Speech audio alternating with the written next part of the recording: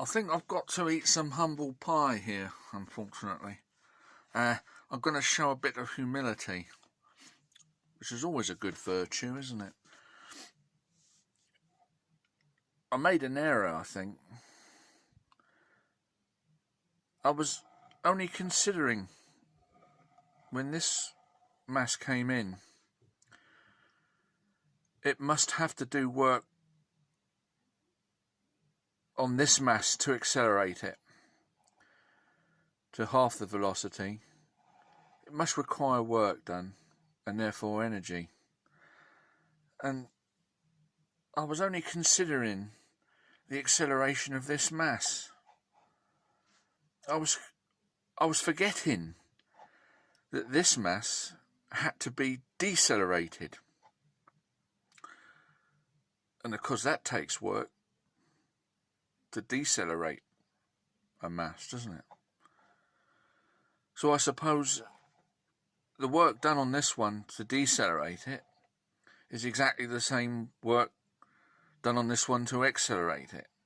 So I suppose they cancel out. So I suppose you could say that the energy at this end would be the same as that at the beginning. I know that's wrong. I know that it's the kinetic energy theory that's correct. We'd lose energy because kinetic energy increases at the square of the velocity. So the system would have less energy after the collision. We know that's a fact. But my example of why Gary was wrong, I think I've missed out. I was so focused on this one needing energy to accelerate it, and I was forgetting about this one needing energy to decelerate it. So its deceleration is the same as this one's acceleration, so they cancel each other out. So there you go. Alright. Humility. It's a wonderful thing. Now then, should we do something a bit more exciting? We'll do a bit of clay bashing. I don't think it's not illegal yet.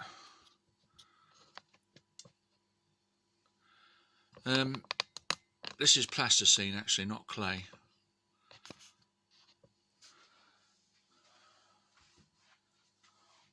Bollock. And for a while, these kind of squashing and re-rolling is okay. You get to a point, actually this is already getting there, where the cleaving becomes an issue. It's already doing it, actually. You can see how this is all falling apart. And that was what was happening when I was doing the weight drops on this plasticine. It was very unreliable. Might look alright there.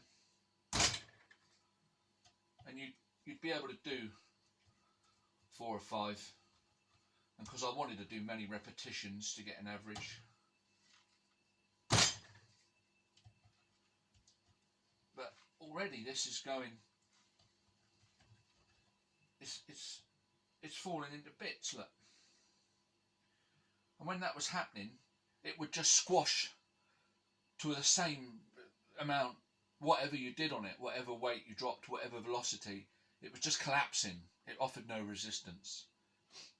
So obviously I recognise that that was a completely useless method of doing the experiment, and I went to the scale, and the scale worked fine, and we established that the scale was reading accurately by dropping one mass, one velocity, and then dropping the same mass at 2 velocities, and they were reading the predicted result, Gary's predicted result and KE's predicted result.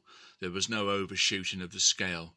And then so that established the scale worked fine, and then I went on to show the difference with the kinetic energy of the half mass and the twice velocity, which showed the increase in the recorded energy on the spring. So that experiment proves kinetic energy. Okay, I'm humble and I'm showing humility. Nobody's infallible. Well, except somebody I could mention.